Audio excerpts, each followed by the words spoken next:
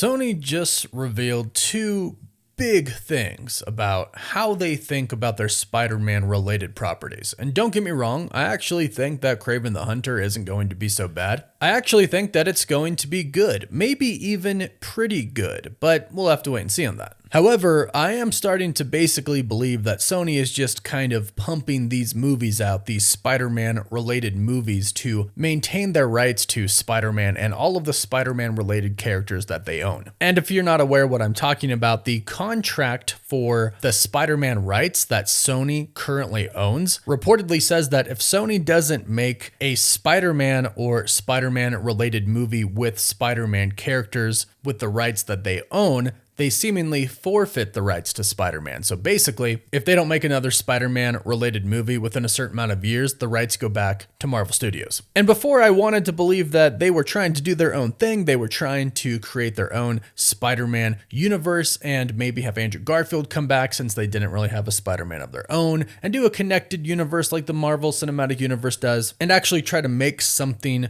big and worthwhile, something that fans could get into and attach to. But now, I don't really think that's the plan. Maybe it was once upon a time, but now I'm kind of convinced that they're just putting these movies out to maintain the rights. Because I think Sony just revealed two things about themselves and the process that they go through making movies. One, I think they revealed that they kind of don't really ever have an idea of what they want to do. And two, they probably don't really care. As long as they get the movies out and maintain the rights to Spider-Man and can keep almost making money from some of these because, some of them just really bomb at the box office like Madam Web, they can continue just to make these movies to make the money because of Spider-Man in the MCU. He's got to make them a lot of money and they don't want to lose the rights to him. But let's specifically talk about what they have recently kind of revealed about themselves. And it comes down to Venom: The Last Dance, which I'm actually quite surprised about, to be perfectly honest. Look, I enjoyed Venom 3. I actually did because I shut my brain off knowing what it was going to be, and I had a good time. Having said that, the script and the plot really wasn't the best. I mean, the movie is littered with plot holes and contradictions, actually. The movie contradicts itself a lot, and the reason I'm so surprised is because I know Tom Hardy loves playing Venom. I know he loves this character, and if he was happy with the film, that's fantastic, but I feel like the studio probably interfered quite a bit. But it just kind of sounds like they rushed this movie and it wasn't really prepared that well, which brings us to our first topic, Andy Serkis playing Null. He said that he came in at the very last minute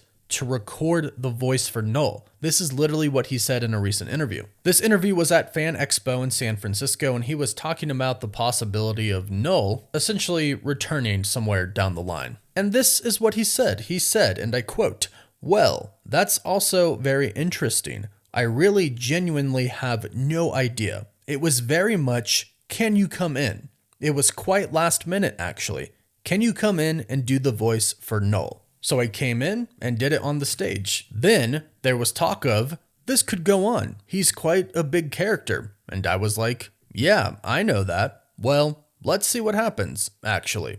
End quote. To me, this is actually insane. They call him in the last minute and say, hey, do you want to be the voice of Null? Do you want to be Null? Very last minute, he comes in and records it. And then just casually, they're like, hey, maybe Null could go on and be in other movies. And maybe this could be a thing. He's a big character in the comics. They literally had no plan in place for the future whatsoever. And sadly, it kind of seems like Sony is just kind of throwing things at the wall to see if they stick at this point. Like, hey, we're going to introduce Null and Venom: The Last Dance. And if people kind of like this idea of Null being a big bad in our mess of a universe, perhaps we can continue to tell the story. But if they don't like it, we can kind of just push it to the side. This is really crazy for me that they really seemingly didn't have a plan for Null to be anything else outside of Venom 3: The Last Dance. Kind of seems like, based off of what Andy Serkis said, it's just kind of a thought that crosses their mind, but no actual plan behind anything. Just kind of, hey, if it works, maybe we continue it. In which, that's fine. If you're a company, if you're a huge one like Sony, and you see something that works, by all means, capitalize on it, but do it right. Just do it the way it should be done. Give it the time, the effort, the energy, and the care that it deserves. Don't treat it so nonchalantly. But it does unfortunately kind of seem like that is how they treated Venom: The Last Dance, because now we'll go into the second point that they've made recently to further prove that they really just don't know what they're doing. We have a deleted scene that is going to come out when the movie is released on Blu-ray, but fortunately we know the details about it now. This scene reveals a very contradicting scene to what we saw in the actual movie, having to do with the symbiote toxin.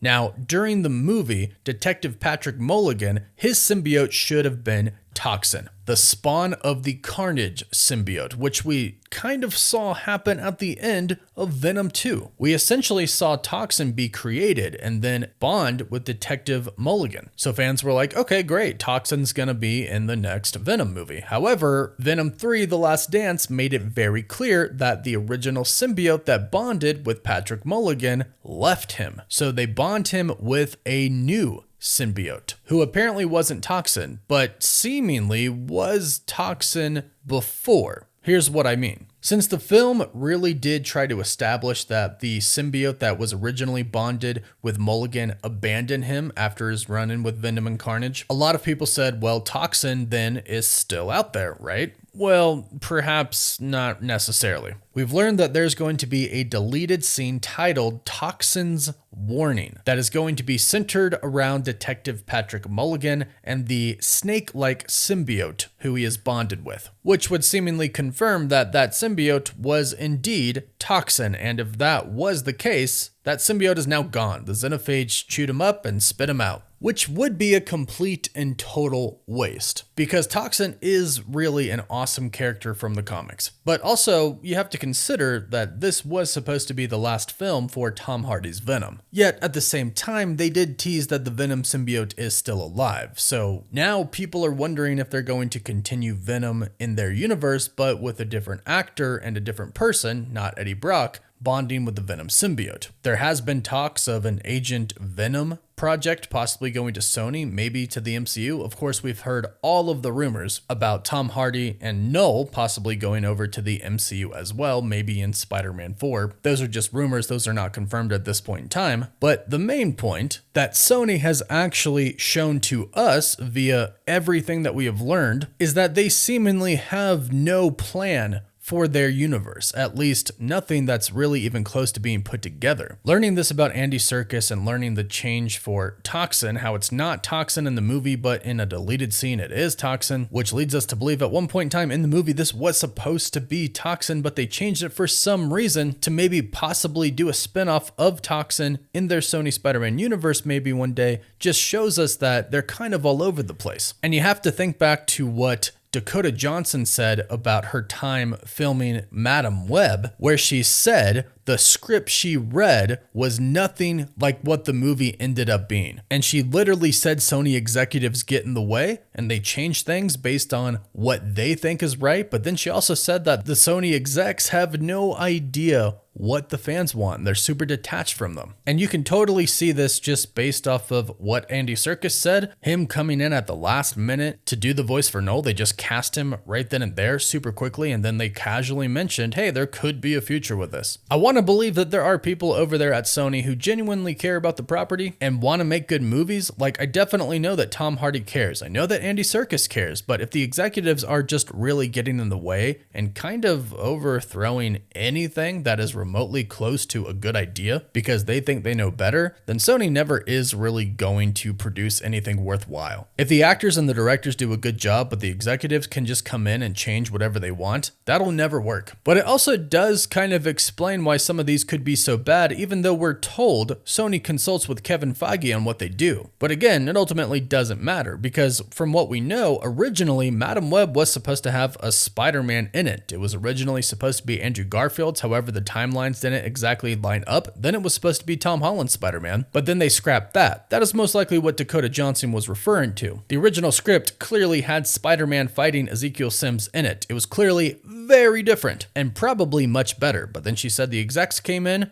and changed a lot. So they could consult with Kevin Feige and he could say, yeah, you should do this, you should do this. But at the end of the day, if the execs come in and change it all, it doesn't really matter. Now, again, I'm hoping Kraven is good. I never want to write a movie off because the studio has been stupid in the past. But now more than ever, I am really starting to think that they're just kind of producing these movies to make sure they maintain the rights to Spider-Man so they can keep making money with Spider-Man being in the MCU and with the off chance that they have a movie that actually does make some profit. And I gotta tell you, it's getting kind of annoying. I've done a few of these rant videos about Sony, and I'm sure there's another one coming in the future, but I really wish they would just listen to fans and kind of start over, make their own universe, have their own Spider-Man, and try to keep the executives out of it, in which I'm kind of confused as how the executives could think they know what fans want after Morbius and Madam Web. Plus, not to mention the Amazing Spider-Man movies didn't do too well. I'm not saying that they're not good movies, but they didn't do well. But I am really glad that Andrew Garfield got his redemption in Spider-Man No Way Home, and I would love to see him return to the MCU. Very specifically, the MCU. I feel like they'll treat him right. But yeah, it doesn't really seem like Sony has any plan whatsoever for their Spider-Man universe or even within their own movies, really. But let's hope Kraven is better. Let's hope it's a good movie. Let's hope that we're all surprised that it's actually a really good movie. But in the meantime, of course, I'll update you if we hear anything else about Sony and their plans for their Spider-Man adjacent universe. So if you want to stay up to date with Spider-Man over at Sony, and of course Spider-Man in the MCU and just the MCU news in general, be sure to subscribe to the channel so you don't miss out on any of our latest videos, and please don't forget to give this video a like if you enjoyed it. You can also find us on Apple Podcasts, Spotify, Instagram, Twitter, and Facebook. And as always, thank you all so much for watching. Woof woof.